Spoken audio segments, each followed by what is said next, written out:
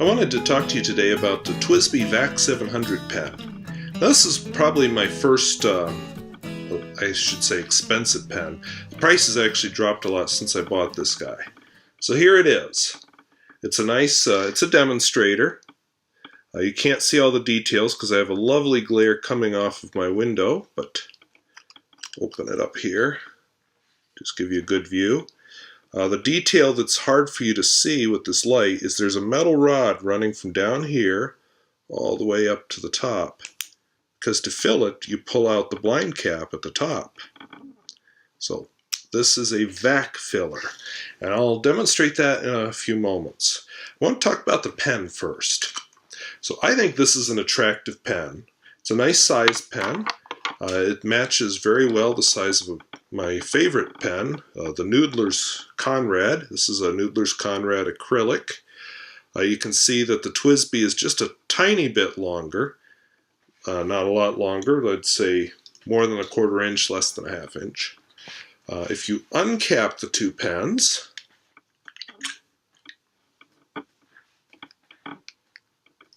I would say that's the same length.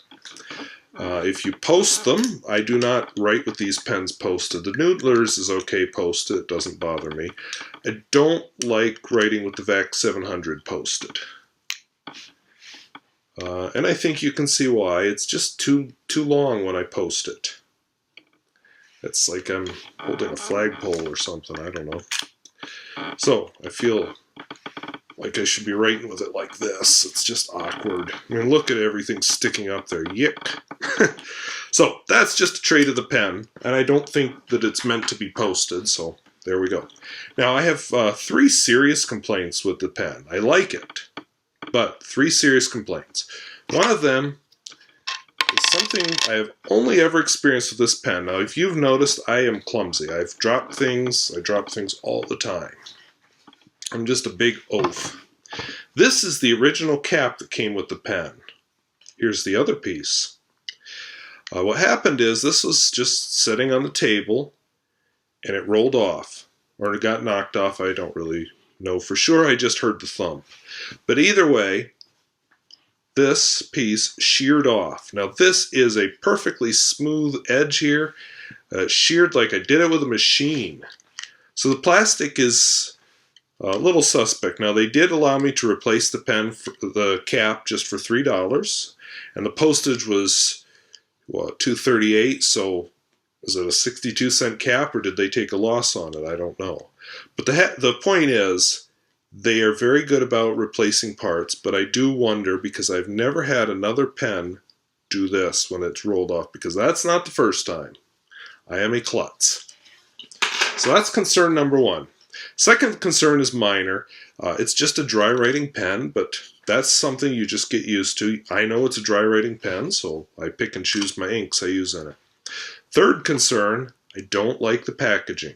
I may be the only person who doesn't like the packaging, but it's this plastic box. It didn't come with all this stuff in it. I'm using it for storage because I just hate to waste the box. Wrench, that's actually been convenient. And it comes with some lubricant for the piston. But the thing is, all this plastic just to hold a pen, that most people are just going to throw this box away.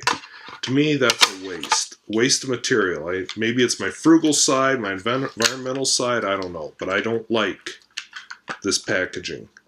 It's slick, but it's wasteful. So now this will be a little bit longer. I aimed to keep these under 5 minutes. But I have 2 things to show you. I'm going to write with it, which won't take long, and I'm going to fill it, which is what's going to add the length to this video. I've turned my angle here. I'm going to try to do this. To fill the pen, what you do is you unscrew the bind cap, which, by the way, you also have to keep this unscrewed while you write or the pen goes dry, because there's a little, you can just see it there, there's a little gasket down there, which when I screw the blind cap back up, it actually seals the pen. I don't know how this pen flies. I've never flown with it. But what it does, this little bit of the section is wide inside. Here, the piston is totally in contact with the walls. So we've pulled air into the piston. Now as I push it down, I'm pushing air out. Gets down here, and I don't know if you heard that because I've got a squeaky table I'm doing this on, but there's a little puff of air because when it got down here, the vacuum sucked ink through the nib, except there was no ink, up into the pen. So I am going to fill from a special ink bottle, which I should point out, this is a TWSBI ink bottle. It is designed for filling this pen perfectly. I will demonstrate that, but first, yes, I've got a mess here, sorry. This is a project I'm working on that just kind of got stacked up. So it's messy. Yeah, don't even straighten it. So first I'm going to just fill this the old-fashioned way. Just so I pull up the piston, stick the nib into the ink, push down. Oh, fun. It just sucks it in. Clean it off here. I don't know where I put my regular paper towel, but Kleenex works. Allergies have been getting me lately. I dripped. We'll clean that later, or not. Alright, so that's about the fill I get. Leave some at the top. If you like watching your ink slosh around, that's kind of fun. But maybe it'd be nice to fill it completely. Now there's two ways to do it. One way, the scary way, is to turn the pen upside down. We'll let the ink drain back down, which I will edit this out of the film. You probably can't see it. I should have picked a different ink that doesn't cling as much. But the ink is actually down to here right now. So what I'm going to do is I'm going to pull out the piston. I'm going to push it up. Okay, I need a better grip. Until the ink reaches the feed, which is where it is right now. Then I'm going to turn it over.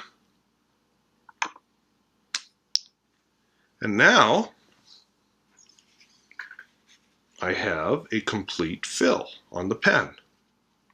Not everybody likes that because I can just picture a geyser of ink rising from the pen. So here is what TWSBI came up with. TWSBI said, well, what if we design a bottle that will fill the pen? So what I'm going to do is quick empty this guy out. I have ink splashed all over here, but it's just a cheap table. Now, let's take a look here. I'm going to unscrew this part of the cap. I'm going to take my pen, screw it in, pull this up, upside down, bang. Now what you can't see, because this video being new to me, is I have almost a complete fill. Now if I think I can do better,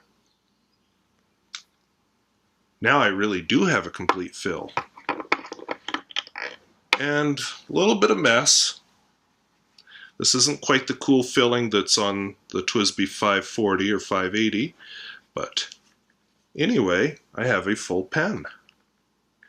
And here I just tried to cap the pen with the ink bottle. So now we'll do a writing sample.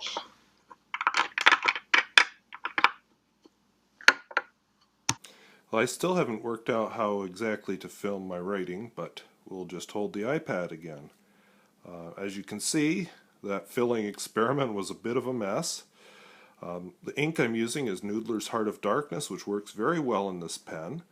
I love Noodler's Black, but I've just found that the Noodler's Black, what happens is the bubbles come up from the feed and they just stay here and they don't rise up through the ink, and then it stops writing.